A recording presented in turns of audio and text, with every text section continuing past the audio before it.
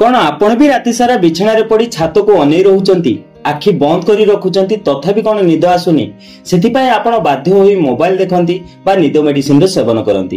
किंतु जदि मु आपण को कहबी रोसई घरे रखिथिबा गोटे साधारण मसला रू आपण को आरामदायक निद आसीबो ताहा भी कोनोसी साइड इफेक्ट बिना तेबे आपण कोन ताहा जानिबा पई चाहिबे तेबे आजिरो एही वीडियो आपण को पई इंपोर्टेंट अटे कारण आज मु आपण को एमिते एक नेचुरल स्लीप रेमेडी बनेबा सिखेबी जहा केवल किछि दिन रे आपण को निदर क्वालिटी को संपूर्ण भाबे बदलै पारे। सेथिपाई वीडियो को शेष जाय निहाती देखंतु। प्रथमे जानिबा आजिर समय लोकों को निद काहेकि आसुनी। आजिकाली स्ट्रेसफुल लाइफस्टाइल रे ओवर थिंकिंग, मोबाइल रो ब्लू लाइट, कामर प्रेशर, पर्सनल टेंशन एही समस्त जिनिस मिसी हम मस्तिष्क को केबे शांत हेबाकू देउ नाही। मुंड सबु बेले एक्टिव रहउछि एवं एहर प्रभाव पड़ी थाए हम मेलाटोनिन हार्मोन उपरे जहा निद आनिया पई काम करि थाए। धीरे धीरे आमे निद मेडिसिन उपरे निर्भर होई जांती किंतु मने रखंतु मेडिसिन गोटे जाल अटे। थरे जदि आपण सेतिरे फसी गले तेबे सेथिरु बाहरिबा कष्टदायक अटे। सेथिमाय आवश्यक अटे आमे प्राकृतिक उपाय को अपनाइबा जहा सुरक्षित अटे एवं प्रभावी मध्ये होई थाए। एबे जानिबा सेही जिनिस विषय रे जहा आपनको निद आनिया पई जबरदस्त अटे ताहा अटे जायफळ बा नटमेग। एहा प्रायतः अनेकक रोसई घर सहज रे मिलि जाय। जदि आपनको पाखरे एहा नाही तेबे आपण एहा को कोनोसी पुटुळी बनिया दुकान बा ऑनलाइन रो मध्ये किनि परिबे। हेले आजिर समय रे एहार असली फायदा विषय रे बहुत कम लोक जानि छथि एवं एहा निद न आसिया भली समस्या पई बहुत प्रभावी उपाय अटे। जायफळ रो एक एक्टिव कंपाउंड मिलि थाए जहार नाम अटे माइरिस्टिसिन। एहा मस्तिष्क को शांत करि थाए एवं सेरोटोनिन हार्मोन को एक्टिव करि थाए जहा आगु को जाई मेलाटोनिन हार्मोन बनै थाए अर्थात सेही हार्मोन जहा आपन को निदर अनुभव देई थाए।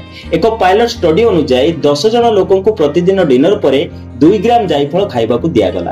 केवल 15 दिन रे सेमानक निदर ड्यूरेशन 3.5 घंटा रो बढ़ी 7 घंटा होई गला एवं जेबे सेमाने एहर सेवन बंद कले तेबे किछि सप्ताह पर्यंत सेमानक निदर ड्यूरेशन सेमिति कंटिन्यू रहिला अर्थात कोनसी डिपेंडेंसी एथुरु नथिला। एबे जानिबा आपण एहाकू केमिति बनी सेवन करिवे। राति रे सोइबार 30 मिनिट पूर्वरु 1 ग्लास उषुम क्षीर नियंतु। एबे आपण सेतिरे चिमुटाए बा 1/4 टीस्पून बा ताठू भी कम जायफळ गुंड मिसांतु। जदि आपण चाहिबे तेबे एथिरे अल्प गुड़ मध्ये मिसै परिबे। तापरे आपण एहाकू भलो भाबे मिक्स करि दियंतु। एबे आपण आराम से बसी एही क्षीर को सिप सिप करि पियंतु। एहा परे मोबाइल बा टीवी ठु दूर रे रहंतु, रूम रो लाइट बंद करंतु एवं शांत होई बिछना रे सोई पड़ंतु। एहा परे आपण देखिबे केमिति आपनक मस्तिष्क धीरे धीरे शांत हेबाकू लागिबो, चिंता गायब होई जिवो एवं निद आपे आपे आसीबाकू लागिबो। सकाळु जेबे आपण उठिबे तेबे आपनक शरीर एवं मन उभय फ्रेश फील करिवो। हेले एहा सहित आपनको किछि जरूरी सावधानता आपणाइबा निहाती आवश्यक। जेमिति कि जायफळ बहुत शक्तिशाली अटे, एहाकू सर्वदा चिमुटाए ही सेवन करंतु। एहार अधिक मात्रा रे सेवन करिबा द्वारा मुंड घोरेइबा, बांती, डर बा हेलुसिनेशन होई पारे। प्रेग्नेंट महिला, ब्रेस्ट फीडिंग मदर बा छोट पिला एहार सेवन करंतु नाही। एहा छडा जदि आपनको लिवर, किडनी बा कोनोसी क्रोनिक डिजीज अछि तेबे एहार सेवन पूर्वरु डॉक्टर को परामर्श निहाती नियंतु। जे लोक एंटी डिप्रेसेंट बा स्लीपिंग पिल्स रो सेवन करूछंती सेमानको एहा एवॉइड करिबा आवश्यक कारण एहा मेडिसिन सहित रिएक्ट करि पारे। बंधुगण निद मेडिसिन कोनोसी सॉल्यूशन नुहे, ताहा केवल गोटे अभ्यास बा जाल अटे। जदि आपण नेचुरल उपाय रे निद आनिबाकू चाहउछंती तेबे जायफळ क्षीर वाला उपाय निहाती ट्राई करंतु। केवल चिमुटाए जायफळ आपनक निद एवं जीवन उभय बदली पारे।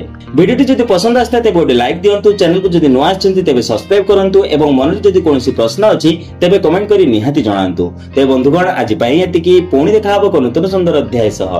धन्यवाद।